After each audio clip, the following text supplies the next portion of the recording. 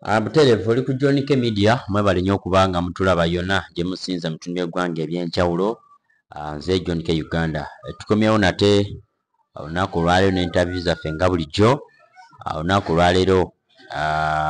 ne bwe seetaaga kunnyonnyola olaba kasi tulaba enkoofiira. Jeero nina mukulu Faizo ono ye bwongo byonna byonna kukikwatagana ne Nuupu waneeno mu Mbale. Nkwanizaako mukama wange. Ankwatire.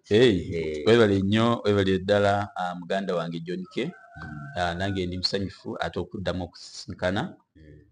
ku mukutu gwaffe guno omuganzi eri abantu baffe bonna abatulaba okulaba ensonga za politics zigetambula zitya mu ggwanga lyaffe.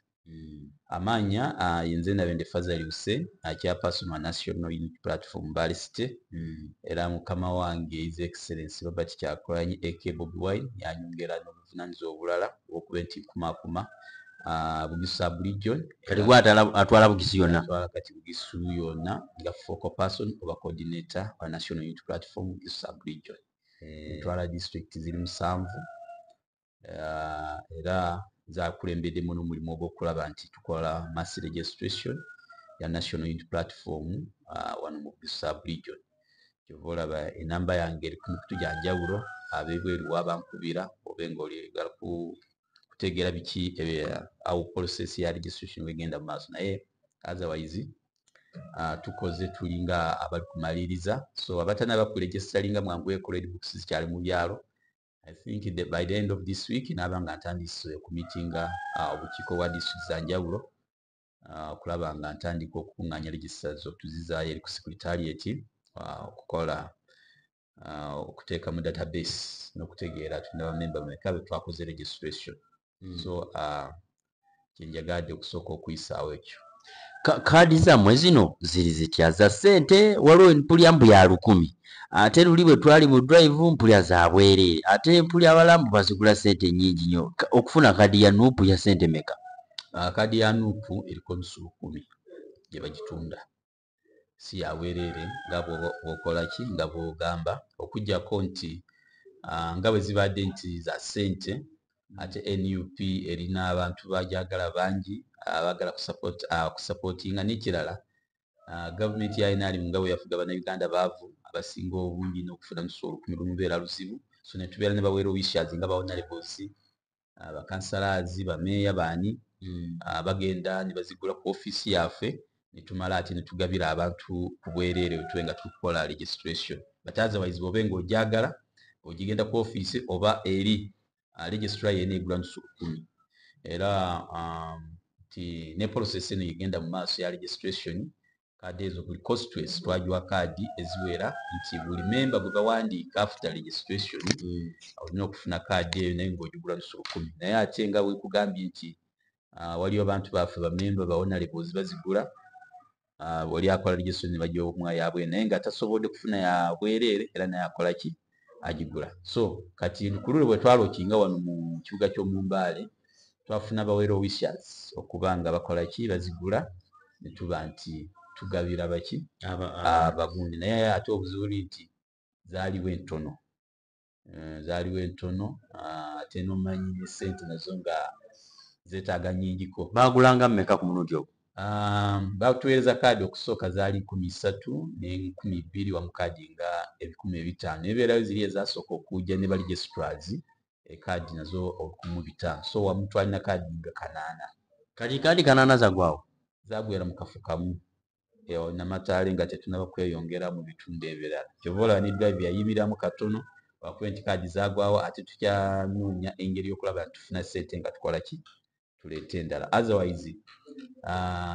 network ya president yeezeemu mabega naye singa munooza naye twakoze eki twalwokinze naye saawa yonna I think by next week nooza ntusobola giyitamu nabo abanabeera zaabere tujabawaako nga tebazifunye bamu bajja kuzigula. Naye kati nga ku ofiisi essaawa eno gye ziri? Ofiisi kwe ziri nyingi nnyo era abazaagala bw'olina omusolo ogenda ku ofiisi ne bakola ki ne bakuwa.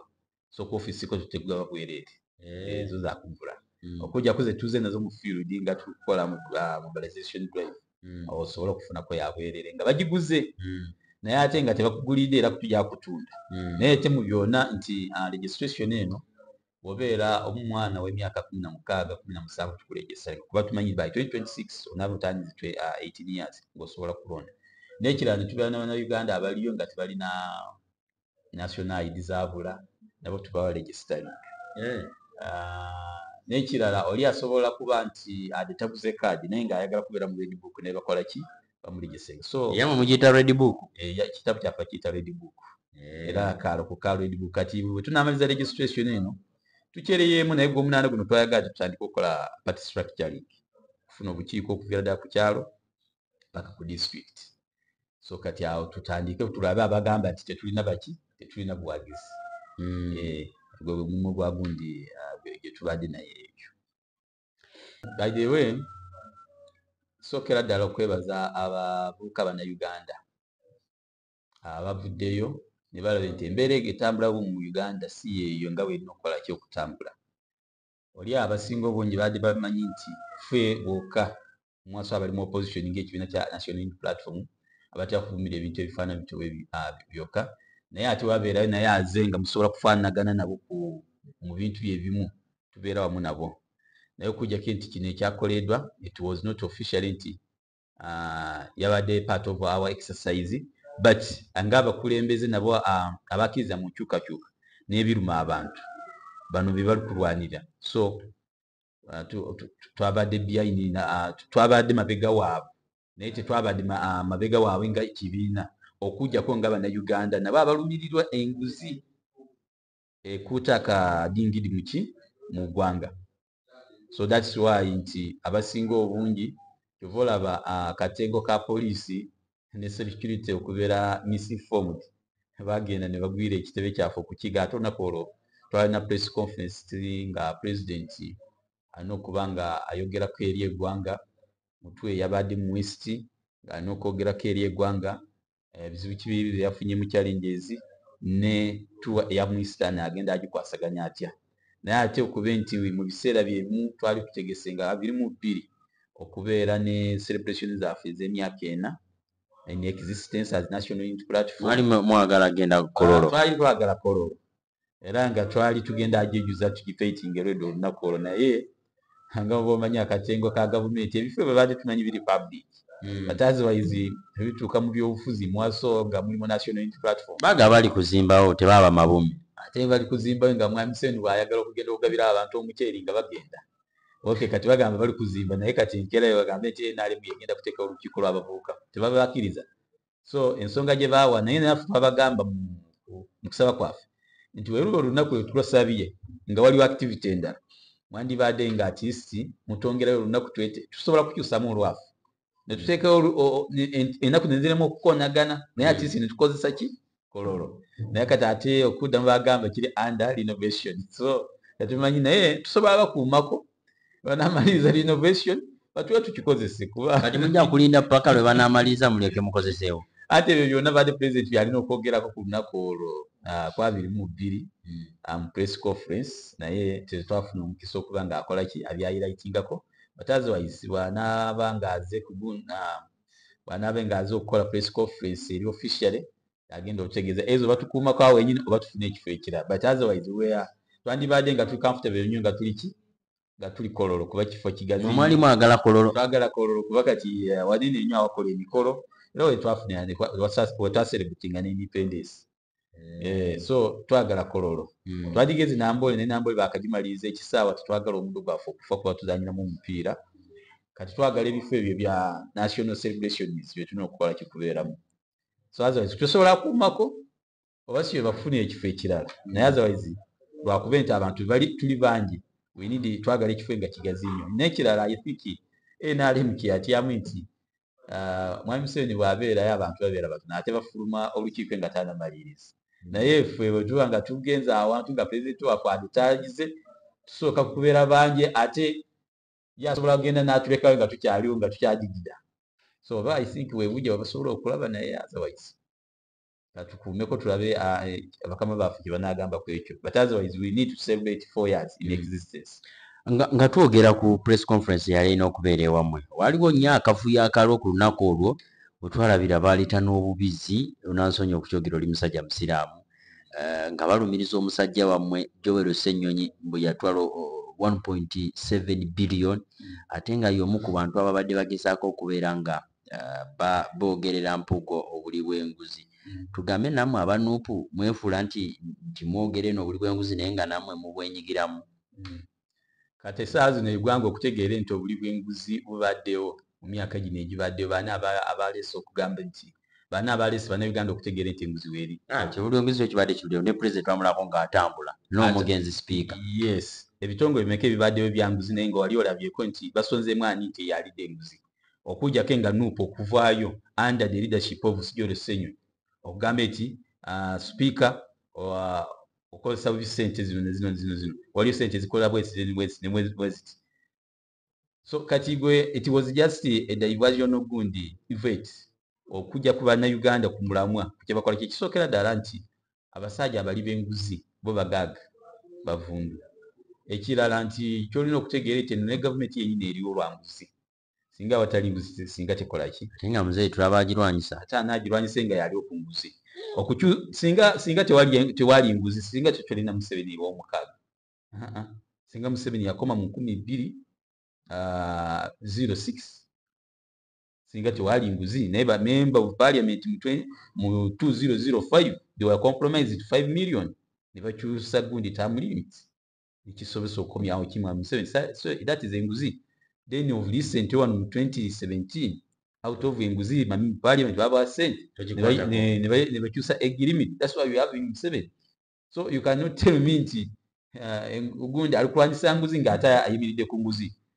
Okimanyi lwaki abantu batunuulidde parliament ti parliament kati yefuuse ekizibu kya Uganda where enguzi wekola ki weesibuka. Ebizibu byonna ebiri ku kutuma engwaga biri kuva mu ki parliament because parliament tekyakola emirimu gye saanidde okola okujja ku baliyo just okwegabanya ssente na kuyisaawo deals.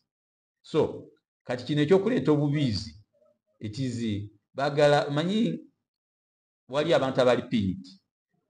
that is the speaker netubeera n'Empuuga n'abalala and those people have money, they can do everything. Waliyo ne baleese ono gundi omunamawulire atandika okwogera ebitali nze manyi nti gwe Lubowa Dini Lubowa sawa. Yes, badde manyi gwe okwata amawulire gano gatwala osaazi togalaga bantu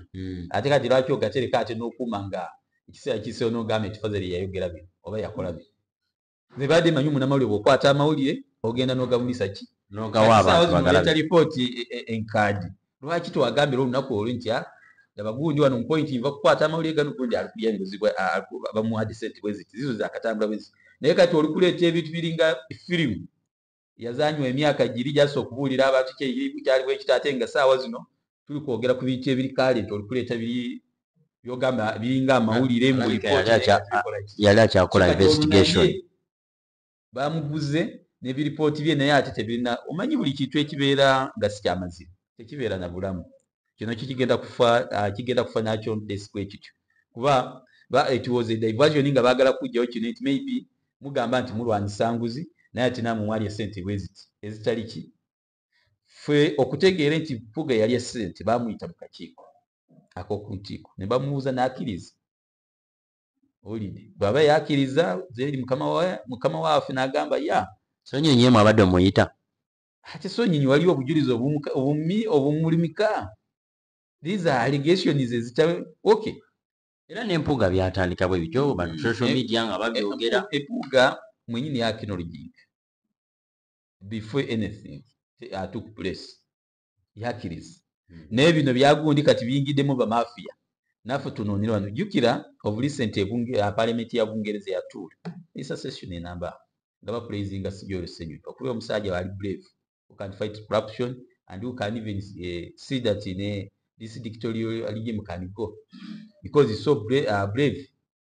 to fight for this. So kati omuntu wawulira bwatyo alina okuyiyayo akantu kakola kikakusiiga obeere ng'oyonooneka mu kifaananyi kyeri. So that was the aim eri behind oba n'abantu bennyini abali mu gavumenti n'abano bateese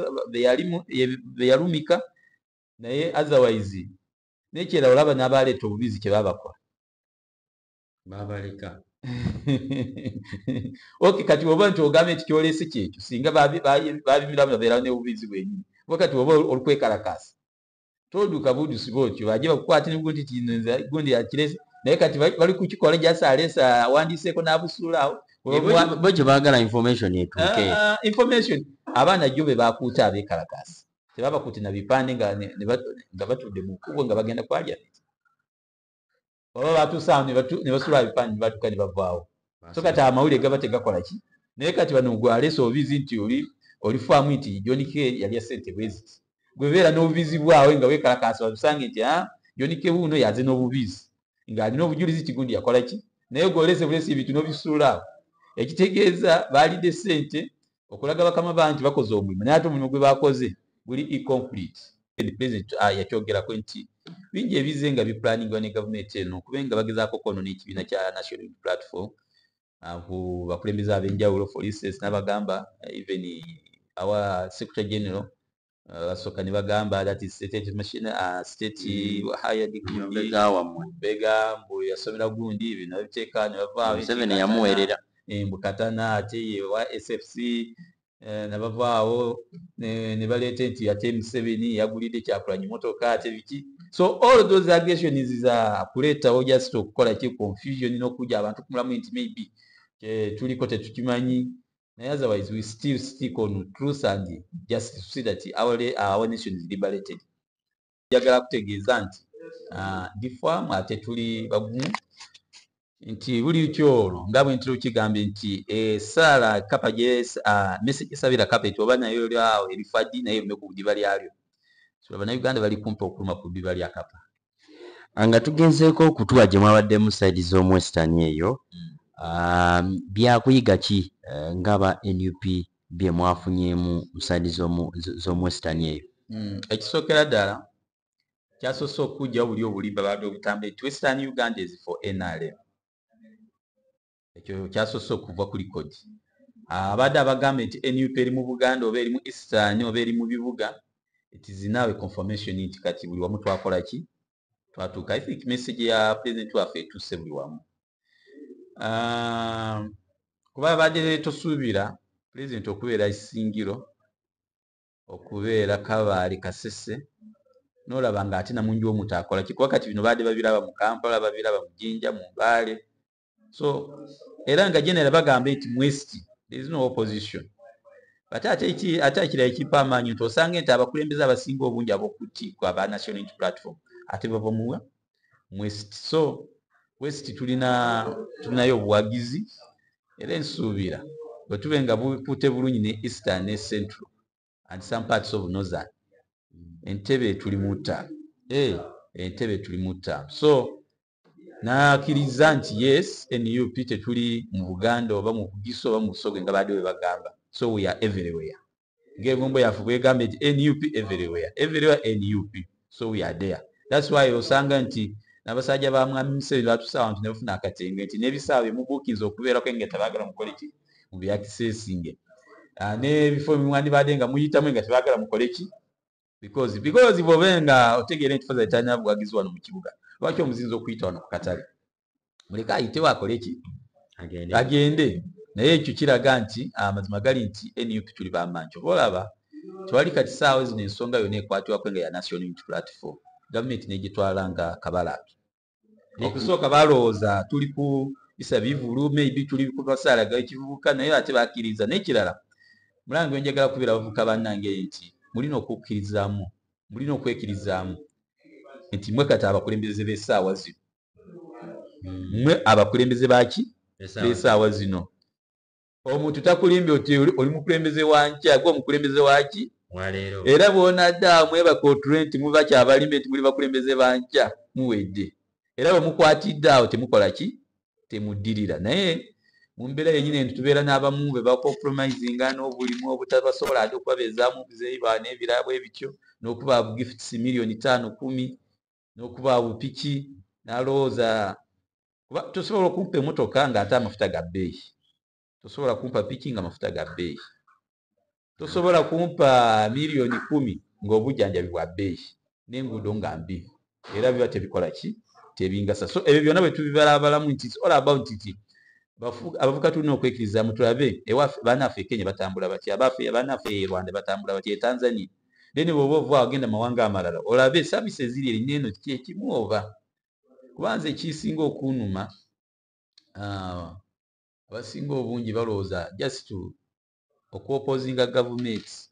lwakuba tojagala nedda waliyo ebintu ebirina okuba nga biteekebwa mu nkola muwaso kino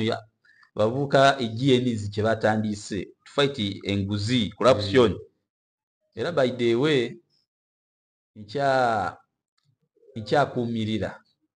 era kyanumye nnyo nti singa yabadde eti komanda okuva eri mukama waffe president nti bannaye oba ng'oliranye district oba wani awo mutandikira era singa naffe twamakize netuyingira wano kanso ananki bali ngenda okugamba mwe ab'Embale story ki anti abantu bano abaorganizing ekintu kyo nabo bakiteeka mu some limitation bagamba makituukwa to parliament so which means the aim was to parliament naye singa bagambe nti whatever there is municipal ogundi council yonna wabulabe nti enguzi weevwa oba buli ku kitebe kye district match there manamu mande mugenda bandi twandibadde tuyingira wano ku council batugende wagundi naye kati bano bagambye match to parliament maybe bwe banakyusamu nti mulabe nti parliament eganywa kati katulumbe babaka benyini waka era we shall match to the babakazi gundi homes okulaba nti enguzi tukola ki kuba kati bino byonna efe ababatuma eri kati webatuusa eri byebakola si byebyo so kijja kutuuka ekiseera if okumakinga ekaawa tujagenda werabe nti order nti kati enguzi eri buli ku district buli wamu buli kimu oba kijja ku district nekikola we are going to mark the district headquarters oba council headquarters era nze bwenfuna order nti enkeera we are marching to municipal council Mbale city council offices okulwanyisa nguzi niba oteeka emamba ezifaanana zijja kusitula pekati zange paka eninye ntuuke ku gundi ku council osobola oziyitako emmamba ate kiki ekiŋŋaana kuba ekitookera ddala in fact deployment eno naye omukulu John K erina ekifaananyi kyeweesa eggwanga etali ki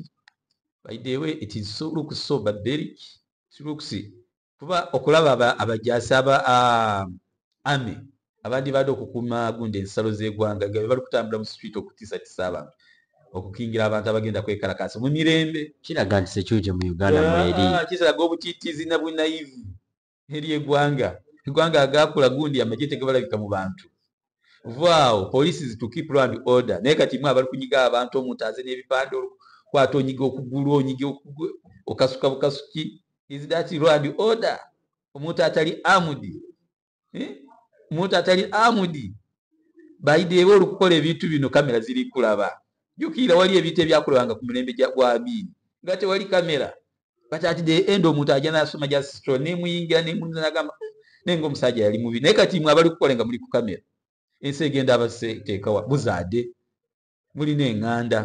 bujja kukeerenka nti John King ye yali wa adumira Mbale district yakwata faza n'amunyiga n'amunenya omukono nga kamera eraba ng'abazzukulu bange balaba famire eyo banagiraba batya so ebintu bino mubikole mutegeere nti leero weetuli enkya tetuliiwo ffe Museveni anaagenda Uganda ejja kusigala okay wetugambe etooke Anita Among yeso lwaki tokumulekera n'ogamba ti oli Abannayuganda be bakola ki bwebe nti kituufu ekintu kino wakikola dda ku mabbali naye kakigoba omulemerako kati ekitegeeza gwamukozesa lwaki omulemerako kuba buli avaayo ayambadde gundi Anita resign lwaki gwe omulemerako so which means nekira kati bwemba nze nange bwembeera muganda wa Anita singa badde Anita oba musajja we nani mugambye mukyala wange waliini nani mugambye kola ki kuba ensi yonna tesobola kuba nga omulamwa guli kugwe omuntu omu ofuuse ekizibu Anita niba aba avuddeyo eyo kati agenda kubeera na mirembe kuba niba oda ku kyalo bagenda kugamba nti oyo mubi niba oba ogenze gyewafumbire bagenda kugamba omubi niba ogenda okubeera bweru ogenda kubagenda akuyita mubi kiki ennyo Anita ekyo kyeyakola buli omu ogamba nti Anita resign enkozesa y'essente mu parliament sinungamu just okugenda n'ebbaawe for holiday yokka olunaku akosa $3 million yasalawo n'azeewa ye nga ye. Anti kati awo twebuuza bano ababaze nga babeerayo emyaka egiri gyonna ebintu bino nga baadde tebabikola mu bbanga etono lyokka ebintu byokka byakoze bisinga abantu abakoledde emyaka n'emyaka. Kati gwe wabijjeewa ate n'amala n'aleetamu abakulembeze bennyinamu ne mugenda ne mubiroki ne mutasaba na accountability. Kati ennyumba gye yazimba eyo mu kyalo ni bw'aba adde avuddewo abantu b'oku kyalo ebagasaaki ye billions. Alaba yazimba essomero na ddwaliro. Amabaati ge babba ga Kalamoja twagenda ogasanga gali eyo. Ge bazimbisa n'okusomero n'eddwaliro. Emala n'agazaayo naye almost gaali gagenze eyo nti gakola ki. Nova ebintu bingi bye baaze nga bamupiininga. So kati bw'obe ng'omuntu awulira n'alaba nti oyagala eggwanga ekintu kiswaza. Era nalabye ababaka abamu nga bali kukaaba lwaki ensonga Ssekikubo yaleese gundi n'olabe ng'eri ku mulamwa ate ono mwenyini kuba is pinned somewhere ali ku kikubo naye nalabye ababaka bakaatidde mulemereko mujje muteese ku nsonga ekyo abakomishoni bagobewe oli awo ne mukama waabwe naye akole ki naye amazima gali nti okusinziira ku mbeera nga bwe nagirabye ejjo ekintu kyonna nakyogerako luli ku one of the stations before bagamba nti gavumenti erina okwegendeza nnyo ekintu kino ky'abavubuka kye bagenda kukola 2030. Bakikwata bubi kisobola kusaajusa embeera, bakikwata bulungi tusobola kufuna solution. Naye kati kyenalabye ejjo kyekyabuzeemu kyenalabye ejjo nti ku diplomat go gyewalabye mu Kampala ne mu bibuga ebirala byewalabye nga baali tosuubire nti wali omwana asobola kukwata pekati n'ajja ku luguudo. Singa kutuba gambe nti bannayuganda tuli batiitizi nga bwe mukola ki bwe mulowooza tewandibadde mwana akola ki abaana bakuuta ebipande ne bayingira ki bayiseewa olowooza bo tebaagala bulamu bwabwe. Kati neebeerayo n'abalala ababadde mabega bali kulaba ekikola ki. So kati wabeerawo next move enaafaanana bwetyo bwe kisuba ekinaasingako tegende nti kisobola kusingako awo. Ate ekirala ekintu kino kijjuddemu abavubuka abalabira ddala nti future yaabwe yakola ki yafa.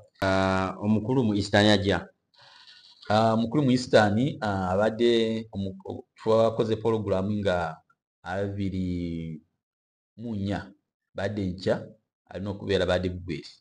mu Busoga, then ku 25 ali suppose badde okubeera Palisa, then ku 26 abadde supposed okubeera Soroti. That is the first schedule gye baali bakoze naye ate bakufuna information nti ate poliisi eyimiriza tour yaffe yakweyongerayo until further notice. So my bosses bakyakola ku nsonga eyo banabanga bamaze okufinalizinga era bajatutegeeza ddi bwe tuddamu okukola tour ya mu Eastern. So abantu baffe badde abalutusuubira president waffe enkya Ebugweri wali mu Busoga tagenda kubeerayo, then Palisa badde ali suppose okubeerayo ku Lwokutaano tagenda kubeerayo, then ku Lwomukaaga unless wabeerawo formal information in writing okuva saawa zino then kigenda abategeeza. Naye kati saa agaliwo nti tuwe ekoze eki eyimiriziddwa ne police until further notice. Manyi bano abasajja balina akatengo kangi kati balaba mukulu bw'aba atambula kati nabino ebigenda mu maaso balowooza wewe ekola ki. So amazima gali nti abavubuka abali emwaso abawagizi baffe mubeere kamu wa pressure eriwo abasajja tebakoze eki tebateredde ate mwe benyini mwe bali batiitiza okuba nga mukola ki naye mwongere gyasi obuwagizi mwongere okuwa support awetaagisa mujye tubeere wamu. Abantu bano tubamanyijinga. We cannot go to bush to fight, we cannot do what, but we can agitate our rights democratically and we achieve them. So bali abalowooza nti beyiga okukwata emundu okugenda musiko ne okukola ebirala tujja kukola byonna bitaagisa nga tuyita mu mateeka olwo Uganda empya okulaba nti tutereeza eggwanga lino naye ng'ate liri mu mateeka ga lyandisaanidde okukola ki okutambuliramu tugenda kweyagaliramu n'abaana baffe n'abaazukulu naye bagambe nti yes. Naye ate bwe tuneebaka abaazukulu bagenda akubuuza naye jjajja wali luddawo omusajja okwovuga emyaka 4 naye nze amazima ni bwe mpita nga ontunuulizaamu emabba zifaana zitya muli mu mutima gwange siwulira era ebiseera ebisinga envunyi ngamba saawa ze ne bwe nfiira wano nfa nga ndi musanyufu mu mutima gwange kuba the cause that I'm agitating for is to have a better Uganda. azadano okugamba nti nze nfiirira NRM naye ate ng'olabye ebikyamu okoze eki. Tewali muntu omubi okusinga obubi ng'olaba ekikyamu n'osirika oba n'osala n'okigambe nti kyekirungi.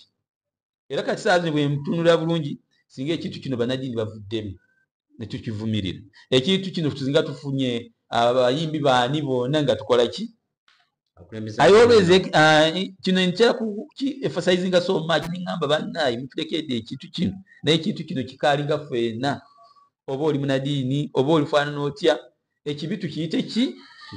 ekirungi kisigale ki yes n'ebirungi bye bakoze we appreciate for that naye kati omulungi naye tabula ku kaki so kutereeze obubi buno eggwanga likole ki